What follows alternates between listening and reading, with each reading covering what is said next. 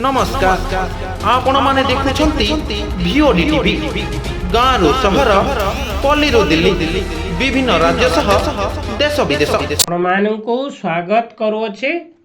ଭିଓଡି TV ତରଫରୁ। ମୁଁ ସୁଶାନ୍ତ ପାଢ଼ୀ ରାୟଗଡ଼ା ସ୍ୱାମୀ ବିବେକାନନ୍ଦ ସେବା ସମିତି ପକ୍ଷରୁ ନେତାଜୀ ସୁଭାଷ ଚନ୍ଦ୍ର ବୋଷ ଏବଂ ବୀର ସୁରେନ୍ଦ୍ର ସାଏଙ୍କ ଜୟନ୍ତୀ ମହାଆଡ଼ମ୍ବରରେ ପାଳିତ ହୋଇଯାଇଅଛି। ରାୟଗଡ଼ା ବିଦ୍ୟାନଗର ସ୍ଥିତ ମହିଳା ସଂସ୍କୃତି ଅନୁଷ୍ଠାନ ଗୃହରେ ସମିତିର ସଭାପତି ଯୋଗେଶ୍ୱର ଦାସଙ୍କ ସଭାପତିତ୍ୱରେ ଆୟୋଜିତ ଏହି କାର୍ଯ୍ୟକ୍ରମଟିରେ ମୁଖ୍ୟ ଅତିଥି ଭାବେ ଭାରତୀୟ ମଜଦୁର ସଂଘର ରାଷ୍ଟ୍ରୀୟ ଉପସଭାପତି ଏମ୍ ଜଗଦୀଶ୍ୱର ରାଓ, ମୁଖ୍ୟ ବକ୍ତା ଭାବେ ଓଡ଼ିଶା କର୍ମଜୀବୀ ସାମ୍ବାଦିକ ସଂଘର ରାଜ୍ୟ ସଭାପତି ତଥା ରାଷ୍ଟ୍ରୀୟ ସ୍ୱୟଂସେବକ ସଂଘ ସକ୍ଷମର ପ୍ରାନ୍ତ ସଂରକ୍ଷକ ବାଦଲ କୁମାର था, ସମ୍ମାନୀୟ ଅତିଥି ଭାବେ ରାୟଗଡ଼ା ଜିଲ୍ଲା ଶିଶୁ ମଙ୍ଗଳ ସମିତି ଅଧ୍ୟକ୍ଷା ବିଦୁଲତା ହୁଇକା ଯୋଗଦାନ କରି ନେତାଜୀ ସୁଭାଷ ଚନ୍ଦ୍ର ବୋଷଙ୍କ ଫଟୋଚିତ୍ରରେ ପୁଷ୍ପମାଲ୍ୟ ଅର୍ପଣ କରି ଛାତ୍ରଛାତ୍ରୀମାନଙ୍କ ଦ୍ୱାରା ଦେଶାତ୍ମବୋଧକ ସ୍ୱାଗତ ସଙ୍ଗୀତ ଗାନ କରି କାର୍ଯ୍ୟକ୍ରମଟିକୁ ଆଗକୁ ନେବା ସହିତ ନେତାଜୀ ସୁଭାଷ ଚନ୍ଦ୍ର ବୋଷଙ୍କ ଜୀବନୀ ବିଷୟରେ ସ୍ମୃତିଚାରଣ କରିବା ସହ ଛାତ୍ର ଏବଂ ଯୁବ ସମାଜ ନେତାଜୀ ସୁଭାଷ ଚନ୍ଦ୍ର ବୋଷଙ୍କ ଆଦର୍ଶକୁ ଗ୍ରହଣ କରି ନିଜ ଜୀବନକୁ ଆଗକୁ କିପରି ନେବେ ସେହି ଉପରେ ମାର୍ଗଦର୍ଶନ କରିଥିଲେ। ସମିତିର ସହ ସମ୍ପାଦକ ଗଣେଶ କୁମାର ସାହୁ ସମିତିର କାର୍ଯ୍ୟଶୈଳୀ କାର୍ଯ୍ୟକ୍ରମ ଉପରେ ଉପସ୍ଥାପନା କରିଥିଲେ। ଏହି ଅବସରରେ ସମିତି ପକ୍ଷରୁ ଛାତ୍ରଛାତ୍ରୀ, ସମାଜସେବୀ, ଲେଖକ ଲେଖିକାମାନଙ୍କୁ ମାନପତ୍ର ଦେବା ସହିତ ଗୋଟିଏ ଗୋଟିଏ ଚାରା ଗଛ ଦେଇ ସମ୍ମାନିତ କରିବା ସହିତ ଦେଶରେ ପର୍ଯ୍ୟାବରଣକୁ କିପରି ରକ୍ଷା କରିବା ତଥା ପଲିଥିନ୍ ମୁକ୍ତ କରିବା ପାଇଁ ଅତିଥିବୃନ୍ଦ ଅନୁରୋଧ କରିବା ସହ ସଚେତନତା ବାର୍ତ୍ତା ଦେଇଥିଲେ। ଏକଲ ରଥ ଉତ୍ସବ ପ୍ରଭାରୀ ଦକ୍ଷିଣ ଭାଗ ଓଡ଼ିଶା ଓ ସଂସ୍କାର ଶିକ୍ଷା ପ୍ରମୁଖ ରାୟଗଡ଼ା ଜୟଦେବ ସିଟ୍ କାର୍ଯ୍ୟକ୍ରମରେ ମଞ୍ଚ ପରିଚାଳନା କରିଥିଲେ। ସମାପନରେ ନାରୀ କବି ଶିକ୍ଷିକା ପଦ୍ମିନୀ ମିଶ୍ର ଉପସ୍ଥିତ ଛାତ୍ରଛାତ୍ରୀ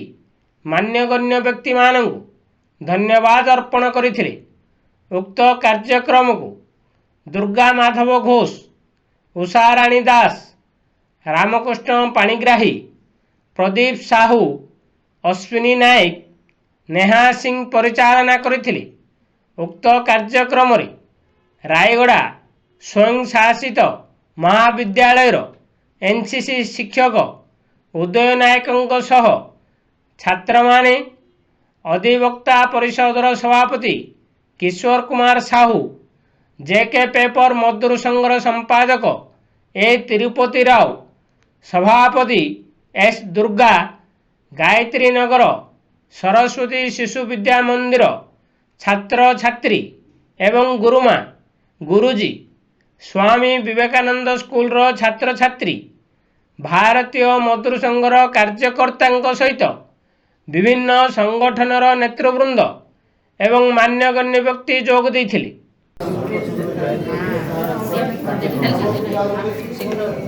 नमस्कार आज्ञा, मो ना एम जगदीश्वर राव, भारतीय मजदूर संघर राष्ट्रीय उपसभापति। दुई दिन भारतीय मजदूर संघ कार्यक्रम रायगड़ा आसी काली रात्रि। आज स्वामी विवेकानंद सेवा समिति तरफ नेताजी सुभाष चंद्र बोस जयंती कार्यक्रम ये ऑर्गेनाइज करते जोगेश दास जी और सब आम बादल भाई सब लोक मैंने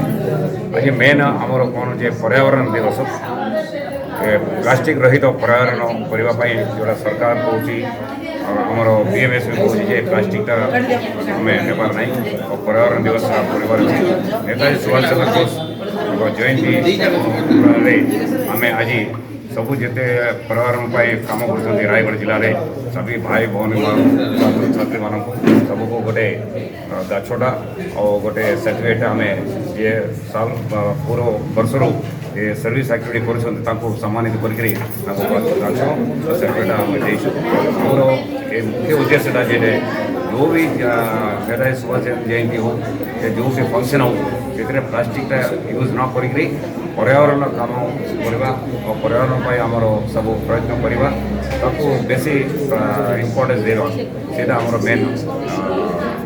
मनोभाव हूँ EMS धन्यवाद।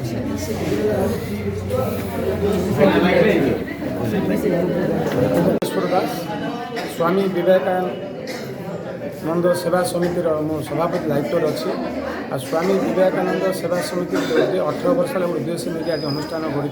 मुख्यतः महापुरुष मान मन पकेवा एवं ग्रामांचल एवं छात्र छात्री मान ये पर्यावरण अवसर में पॉलिथिन मुक्त करवा एवं जल केमती व्यवहार करवा एवं पॉलिथिन मुक्त व्यवहार कर निजे सुरक्षित रहा परिवेश को सुरक्षित रखा या सचेतन करने सहित आज नेताजी जयंती पालन होता है। नेताजी जयंती उद्देश्य आज समस्त छात्र छात्री एवं बुद्धिजीवी एवं लेखक मान सम्मानित करने सहित ये गछ भी दिखाई ये गछ देवार बार्ता रहा से गोटे निज जन्म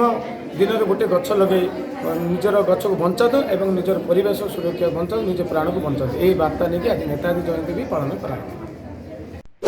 ब्यूरो रिपोर्ट VOD TV।